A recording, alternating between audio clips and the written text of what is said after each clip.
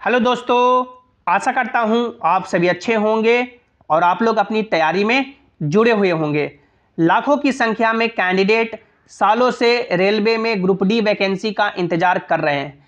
इससे पहले railway group D में 2019 में वैकेंसी देखने को मिली थी 1,03,000 और पिछले 6 सालों से रेलवे ग्रुप डी में कोई भी वैकेंसी नहीं आई है। और अब 6 सालों के बाद 2024 में रेलवे ग्रुप डी की भर्ती आने वाली है। इस वीडियो में हम लोग विथ प्रूफ बात करेंगे कि यदि नई सरकार बनती है तो ग्रुप डी में 1.5 लाख के समथिंग वैकेंसी आ सकती है। और इस बार आपके लिए सुनहरा मौका है कि आप लोग रेलवे ग्रुप डी में सिलेक्शन ले लें। सबसे इंपॉर्टेंट इस बार का यह है कि आपका मान सकते हैं जो एलिजिबिलिटी क्राइटेरिया है, योग्यता है, वो बदल चुकी है। इस वीडियो में हम लोग सभी बातों को डिटेल में डिस्कस करेंगे क्योंकि 2024 में आपकी नौकरी लगने वाली है। पूरे वीडियो को आपको ध्यान से देखना है। और यदि आप लोग जेसिंग क्लासेस पे पहली बार आए हैं या अभी तक भी सब्सक्राइब नहीं किए हैं तो कर लीजिए, ताकि जो भी रेलवे के आगे के अपडेट हो उसकी सही और ऑफिशियल जानकारी आपको मिल सके। तो दोस्तों, सबसे पहले आप लोग ये देखिए, जो government of India ministry of railway recruitment board ने अपना एनुअल कैलेंडर जारी किया है। इस एनुअल कैलेंडर के अकॉर्डिंग जो आपका ग्रुप डी लेवल 1 की भर्ती है उसका नोटिफिकेशन अक्टूबर महीने में जारी कर दी जाएगी। यानी अक्टूबर महीने में आपका वैकेंसी आ जाएगी, भर्ती आ जाएगी, आप लोग फॉर्म अप्लाई कर सकते हैं। अब कितनी वैकेंसी आएगी, तो सबसे पहले आप लोग ये देखिए, जो ये लेटेस्ट आरटीआई का रिप्लाई है जिसमें आप लोग पढ़ सकते हैं, total number of vacant post of group C including level 1 in Indian railway as available in these office as on 1 March 2024 is 2,36,902 vacancy. यानी रेलवे में जो टोटल अभी वैकेंसी खाली है वो 2,36,902 वैकेंसी खाली है। और इस लगभग मान सकते हैं 2.5 लाख वैकेंसी में यदि सबसे ज़्यादा कोई वैकेंसी खाली है तो आपका ग्रुप डी का वैकेंसी खाली है लगभग 1.5 लाख के समथिंग वैकेंसी आपका ग्रुप डी में खाली है। अब रेलवे ग्रुप डी में यदि नई सरकार बनती है तो कितनी वैकेंसी आ सकती है, तो इसके लिए आप लोग ये देखिए, जो कांग्रेस की गारंटी है युवा न्याय है, जिसमें बात बताई गई है कि भर्ती भरोसा स्कीम के तहत 30 लाख सरकारी नौकरी दी जाएगी। और ये इसका मान सकते हैं, इससे पहले जितने भी स्टेट में कांग्रेस की सरकार बनी है, जितने भी गारंटीज की वादा की गई है सभी पूरा किया गया है। अभी जो प्रेजेंट की गवर्नमेंट है उसके गवर्नमेंट काल में एएलपी की वैकेंसी आई, कितनी वैकेंसी आई, 5,696 वैकेंसी आई। मान सकते हैं कई हफ्ता तक इसके लिए प्रोटेस्ट हुए, फिर भी ये वैकेंसी नहीं बढ़ी। टेक्नीशियन की वैकेंसी आपका लगभग 9,000 प्लस ही देखने को मिली, कई प्रोटेस्ट हुए फिर भी ये वैकेंसी नहीं बढ़ी। अब उम्मीद सबसे ज़्यादा यदि किसी से है तो वो आपका ग्रुप डी वैकेंसी से है, जिसमें मान सकते हैं सालों से कैंडिडेट इंतजार कर रहे हैं, एनटीपीसी वैकेंसी का इंतजार कर रहे हैं। तो ये कांग्रेस की जो गारंटी है भर्ती भरोसा स्कीम, इसके तहत कांग्रेस ने गारंटी दी है कि 30 लाख जो पूरे गवर्नमेंट सेक्टर में वैकेंसी खाली है उसे पूरा किया जाएगा, भरा जाएगा। और रेलवे में जो अकेले लगभग ये डाटा दिया गया है, इसमें डेफिनेटली जो सबसे ज़्यादा वैकेंसी खाली है उसे भरा जाएगा। तो ये सुनहरा मौका आप सभी कैंडिडेट के लिए होने वाला है। इसमें कोई राजनीति की बात नहीं है कि मैं इस पार्टी को सपोर्ट कर रहा हूँ या उस पार्टी को सपोर्ट कर रहा हूँ।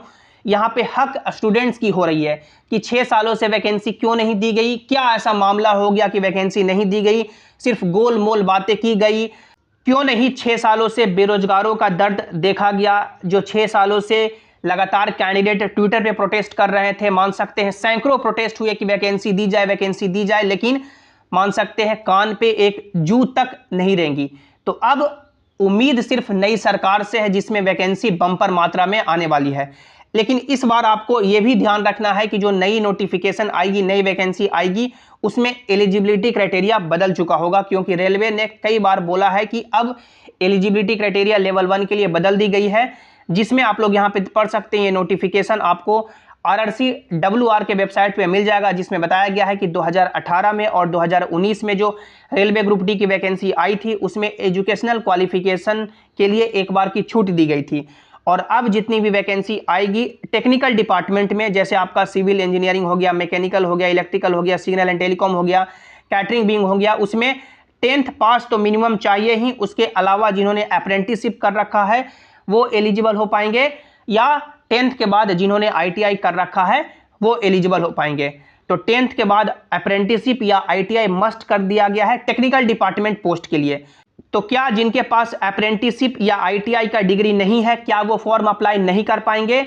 तो वो फॉर्म अप्लाई कर पाएंगे 10th के बेसिस पे। 10th के बेसिस पे वो फॉर्म अप्लाई कर पाएंगे। 10th के अलावा यदि आप लोग 12th ग्रेजुएशन पास है तो आपका मान सकते हैं वो अलग डिग्री हो गया, लेकिन जो 10th मिनिमम है वो उसके बेसिस पे फॉर्म अप्लाई कर पाएंगे। लेकिन यहाँ पे टेक्निकल डिपार्टमेंट के लिए जो पोस्ट होंगे वो ITI या अप्रेंटिसशिप के लिए रिजर्व कर दिए जाएंगे। मान लीजिए कि एग्जांपल से कि 1 लाख 1.5 लाख वैकेंसी आती है, तो उसमें 70% ऐसे जो पोस्ट होंगे वो टेक्निकल पोस्ट होंगे और उसमें सिर्फ और सिर्फ ITI या अप्रेंटिसशिप वाले ही फॉर्म अप्लाई कर पाएंगे, जिसके कारण टेक्निकल पोस्ट पे टेक्निकल डिपार्टमेंट में जो कंपटीशन लेवल रहेगा वो काफ़ी कम रहेगा, क्योंकि 70% वैकेंसी आती है यदि सिर्फ टेक्निकल डिपार्टमेंट में, तो सिर्फ ITI या अप्रेंटिसशिप वाले ही कैंडिडेट फॉर्म अप्लाई कर पाएंगे और जो रिमेनिंग 30% वैकेंसी रहेगी जिनके पास ITI या अप्रेंटिसशिप नहीं है वो फॉर्म अप्लाई कर पाएंगे, यानी कि नॉन टेक्निकल पोस्ट रहेंगे। तो फॉर्म जो सिंपली 10th पास है वो भी भर पाएंगे या जिनके पास ITI या अप्रेंटिसशिप है वो भी भर पाएंगे, बशर्ते दोनों में जो वैकेंसी है वो डिफरेंट मात्रा में आएगी। टेक्निकल डिपार्टमेंट में ज़्यादा वैकेंसी रहेगी और नॉन टेक्निकल डिपार्टमेंट में काफ़ी कम वैकेंसी देखने को मिलेगी।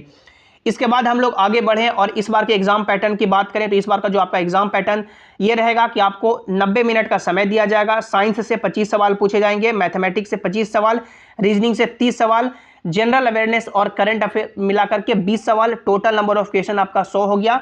100 क्वेश्चन 100 नंबर, निगेटिव मार्किंग आपका 1/3 रहेगा। एक ही एग्जाम लिया जाएगा, इसी एग्जाम के बेसिस पे आपका कट ऑफ डिसाइड होगा और आपको फिजिकल एफिशिएंसी टेस्ट के लिए बुलाया जाएगा। सिलेबस आप लोग देख सकते हैं कि मैथमेटिक्स से कहां से सवाल पूछे जाएंगे, रीजनिंग से कहां से सवाल पूछे जाएंगे, जनरल साइंस का और जनरल अवेयरनेस का। आप लोग जो 100 मार्क्स में से जितना नंबर लाएंगे आपके बोर्ड के अकॉर्डिंग, कंपटीशन लेवल के अकॉर्डिंग कट ऑफ डिसाइड होगा और आपको ये जो फिजिकल एफिशिएंसी टेस्ट है इसके लिए बुलाया जाएगा। ये जो फिजिकल एफिशिएंसी टेस्ट है ये क्वालिफाइंग इन नेचर है, आपको पास करना ही होगा। आप लोग यहाँ पे देख सकते हैं मेल कैंडिडेट के लिए अलग क्राइटेरिया है और फीमेल कैंडिडेट के लिए अलग क्राइटेरिया है। 2 आपको यहाँ पे टेस्ट पास करने होंगे। मेल कैंडिडेट की बात करें तो मेल कैंडिडेट को 2 मिनट का समय दिया जाएगा। 35 kg का वजन अपने सर पे या अपने कंधे पे उठा करके 100 मीटर चलना होगा। ये आपका फर्स्ट क्राइटेरिया हो गया। और सेकंड क्राइटेरिया हो गया कि आपको 4 मिनट 15 सेकंड का समय दिया जाएगा, 1 किलोमीटर आपको दौड़ना होगा। फीमेल कैंडिडेट को 2 मिनट का समय दिया जाएगा, 20 kg का वजन उठा करके 100 मीटर चलना होगा और फीमेल कैंडिडेट को 5 मिनट 40 सेकंड का समय दिया जाएगा 1 किलोमीटर दौड़ने के लिए। दोनों क्राइटेरिया आपको पास करना होगा। उसके बाद मेरिट तैयार होगा और आपको डॉक्यूमेंट वेरिफिकेशन और मेडिकल के लिए बुलाया जाएगा। तो ये सुनहरा मौका है सभी कैंडिडेट के लिए कि इस बार बम्पर वैकेंसी आ रही है। सरकार यदि नई बदलती है तो डेफिनेटली आपको लाखों की संख्या में वैकेंसी देखने को मिलने वाली है। इस पे आप लोग अपनी राय प्रतिक्रिया जरूर दीजिएगा कि क्या आपको लाखों की संख्या में वैकेंसी मिलने वाली है या फिर वही सरकार आ रही है जो 2000, 5000, 10,000 वैकेंसी देकर के छोड़ देगी। आप लोग अपना राय जरूर दीजिएगा, वीडियो को लाइक जरूर कीजिएगा, अपने दोस्तों के साथ शेयर कीजिएगा ताकि उन तक सही जानकारी पहुंच सके। और सभी इंपॉर्टेंट अपडेट के लिए आप लोग इस टेलीग्राम जेसिंग क्लासेस से भी ज्वाइन हो जाएं ताकि जो भी अपडेट हो, जो भी नोटिस हो यहां पर आपको मिल सके। लिंक आपको नीचे डिस्क्रिप्शन में दे दिया गया है। मिलते हैं अगली वीडियो में। Thanks for watching, have an awesome day.